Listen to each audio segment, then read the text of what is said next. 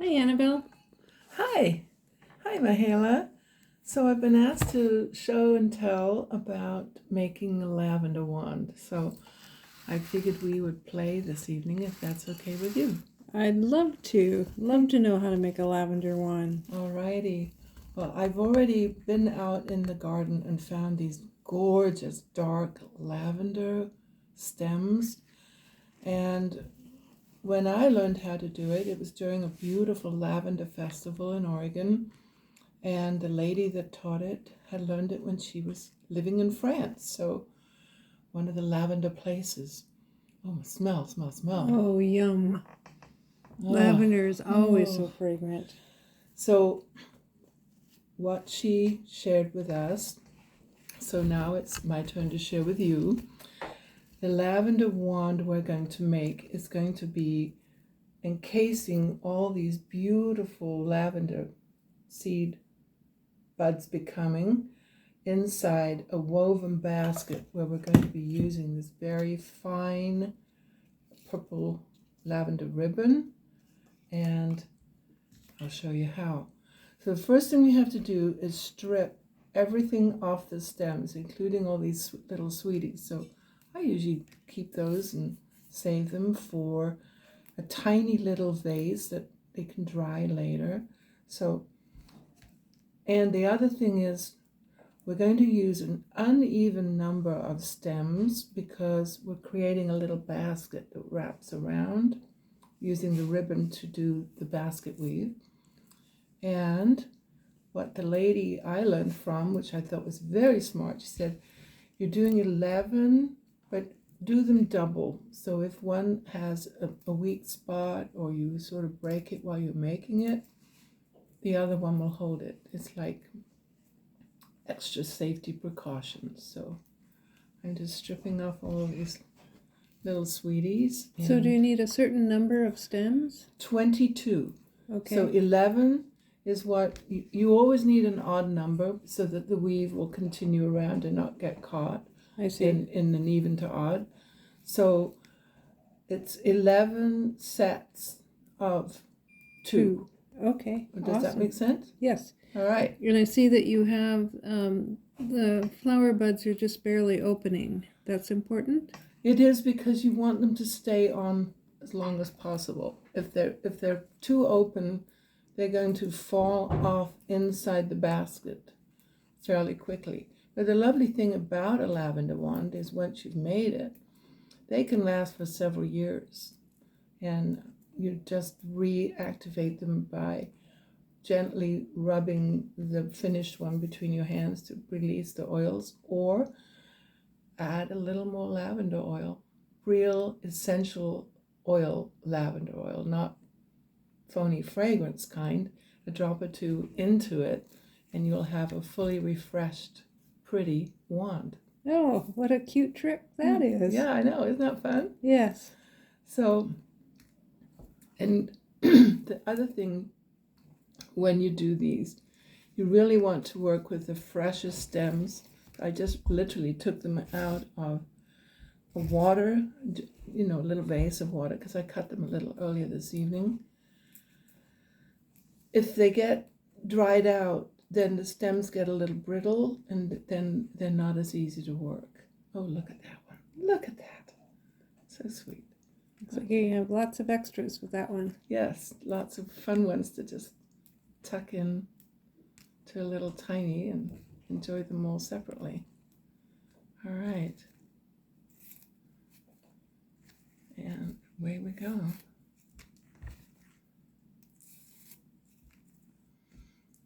It's tempting to leave them on further up, like about here, but it creates a challenge when you're weaving the basket. Things get caught on it, and then you're trying to weave it lower down, and you'll find that it sort of blows up on you. So I've learned not to do that. Just strip it all off. Strip it all off. So you've got see this one, for example. Don't leave those on because they're way too far down. Gotcha. All right, almost there.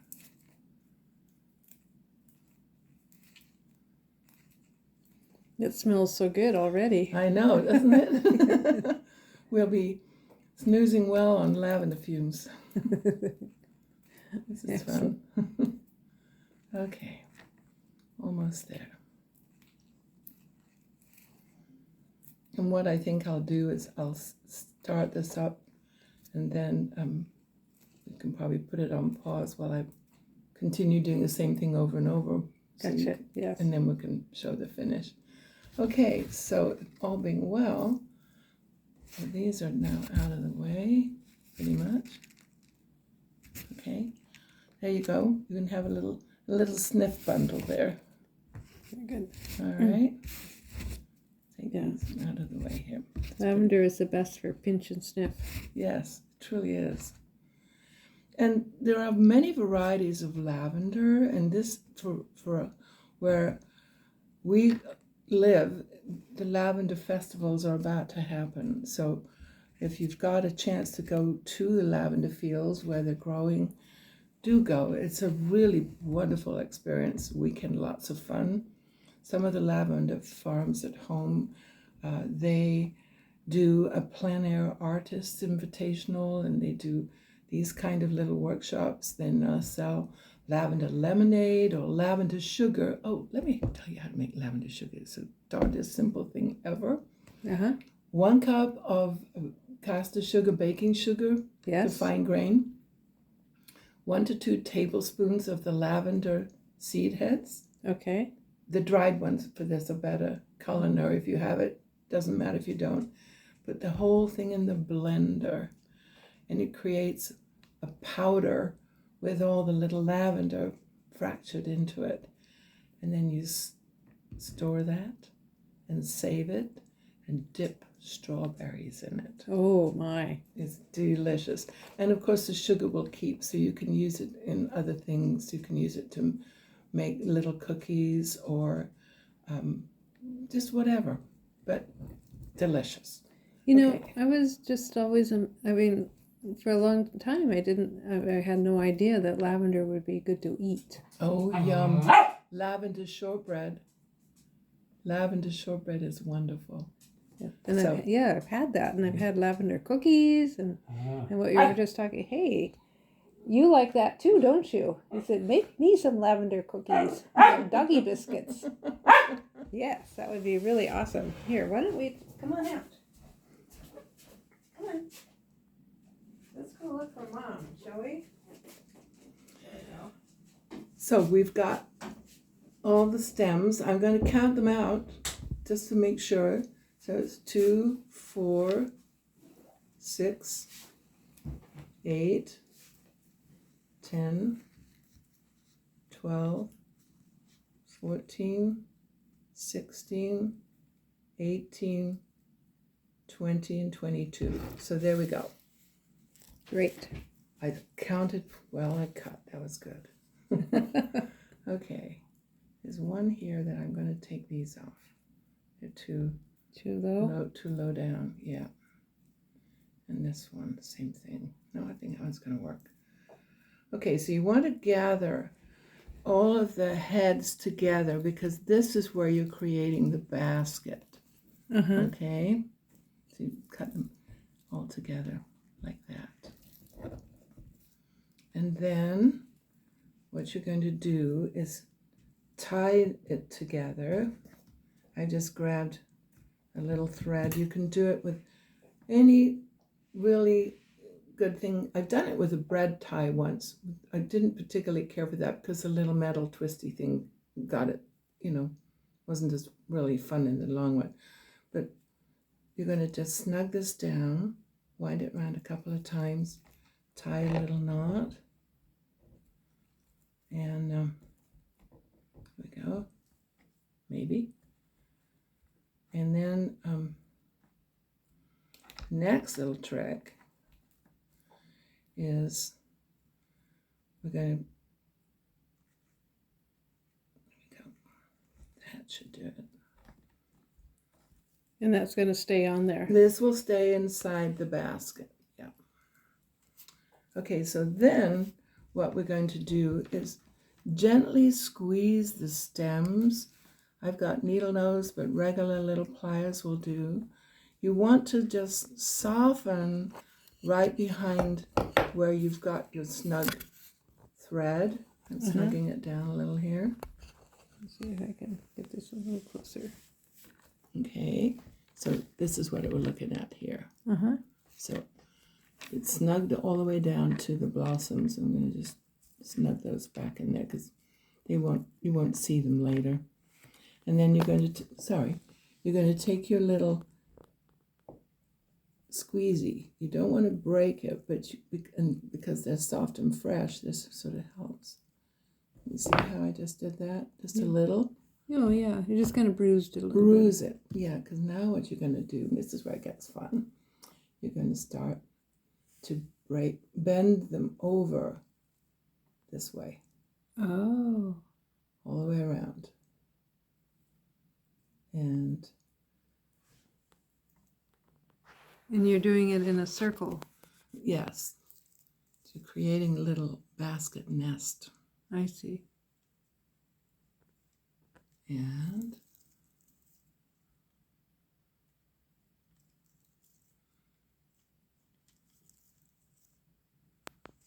does that make sense? See how it's coming? Yeah, you're enclosing it. Yeah, I'm going to enclose it, and then the ribbon will hold it down.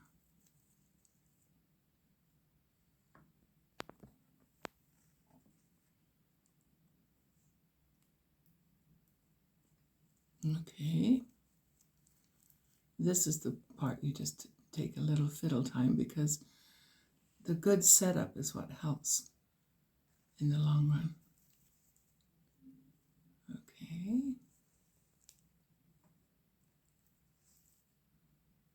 All right. So there we go. So this is generally how this all plays out. So that's how the little basket will now, we're going to weave the ribbon between the stems up, down every pair. Does that make sense? Yes. Okay. So, all right. And then now we're going to find the best set for the pairs. This takes a little moment here. You want to just lay them out so that they fall together easily. Otherwise, if you don't do that, I've got one that's going to be so I'll show you. I've got one here that is very threadbare, which is why having the second one with it saves the whole wand. Okay. Does that make sense? Yes, it could break. It could break, and it very well may. But we will hold good thoughts. All right.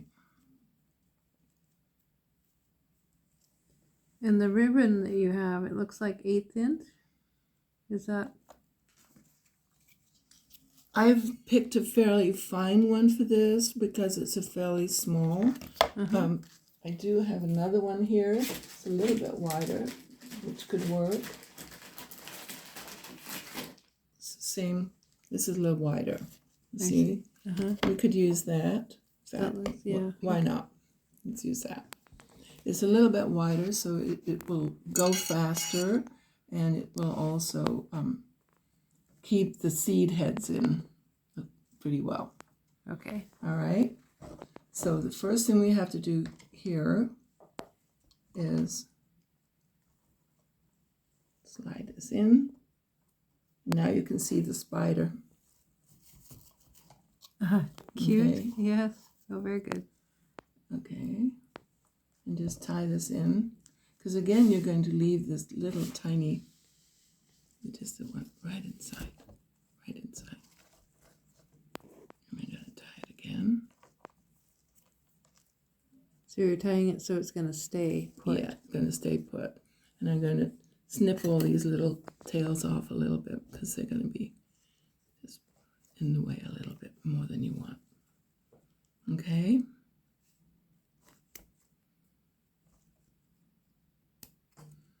All right. And now we need to figure out how much. And there's a lot more ribbon. I use more than maybe a need. I'd rather have too much than not enough. Gotcha.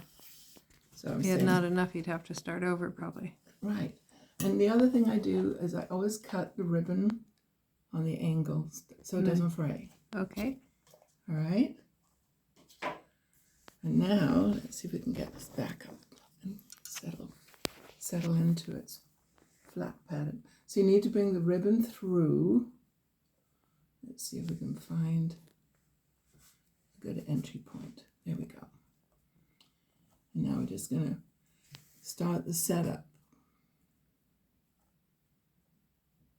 Okay, here we go. I hope. So we have 2 there. And coming over. And what I think I'm going to do here, because I'm going to be living with this if I don't, is cut this end off. There's a couple of them that are going to catch. Because you're going to take clippers at the end anyway and cut them all even. But those were are going to catch the ribbon on every time, exactly. All right, so here we go. So 2 up, and then 2 under. And the other thing you want to do is keep the ribbon so that it's smooth and don't twist it. Otherwise, it doesn't have such a pretty basket. Okay, under, and 2 over, and then 2 under.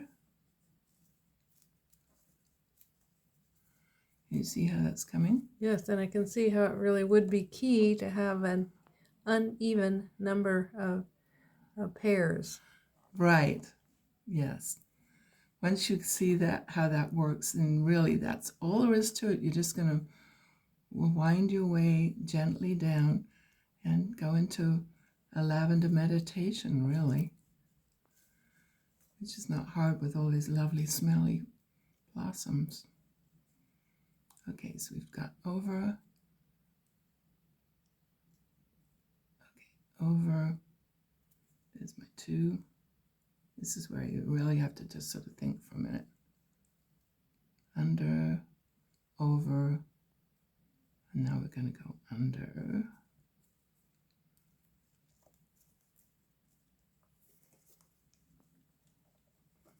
And then over.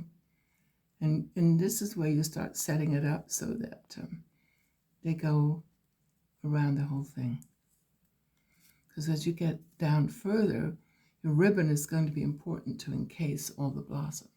I see. So yeah, so the blossoms aren't going to stay poking out like they started. Right. They're going to eventually get wrapped by the ribbon in the basket weave. Nice.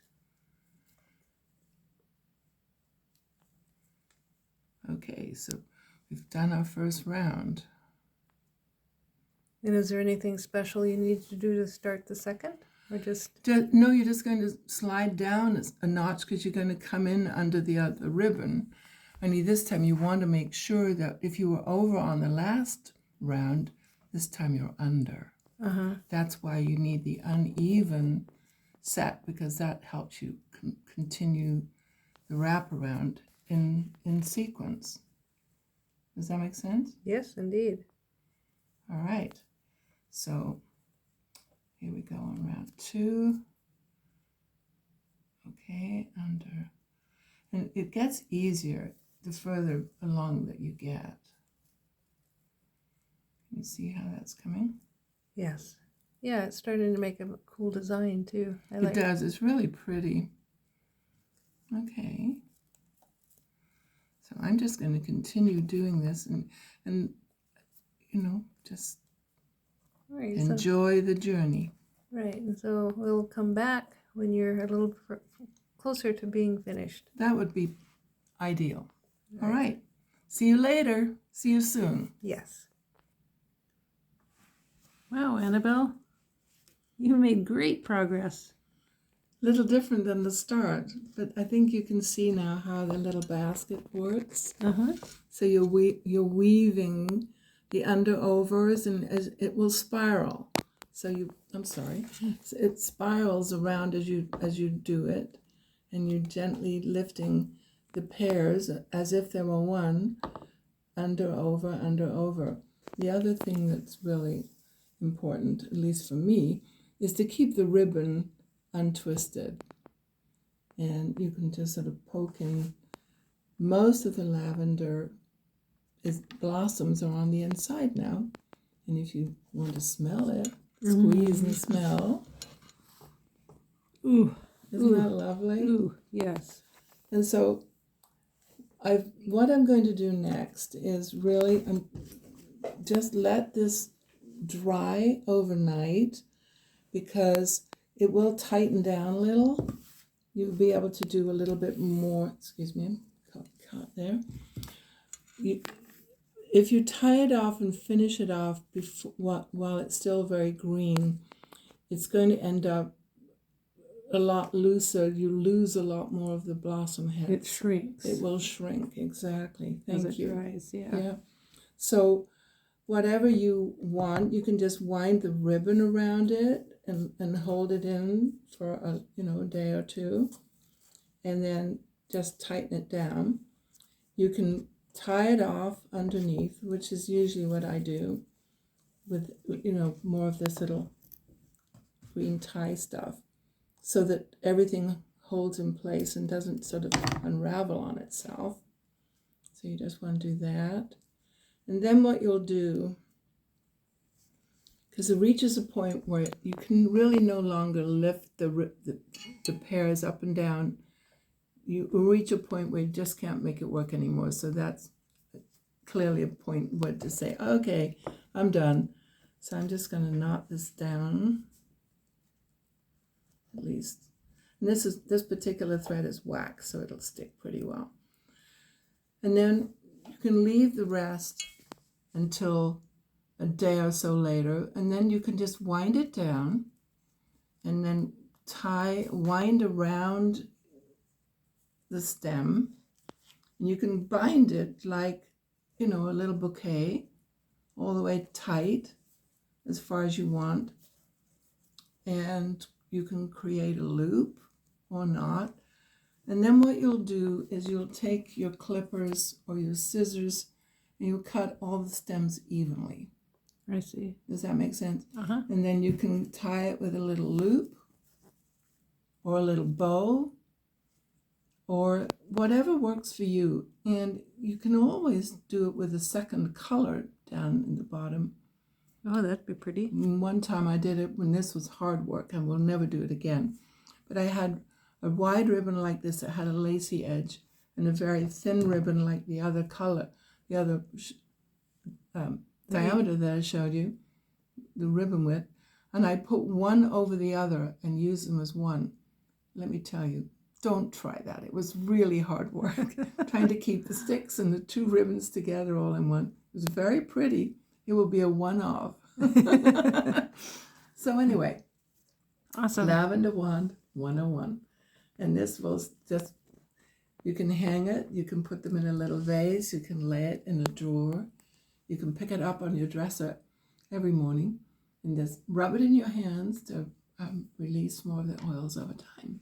So, happy lavender wand making. Enjoy. Lovely. Thank you so very much. I'm delighted to share this with you. It's such a lovely thing to do in the spring.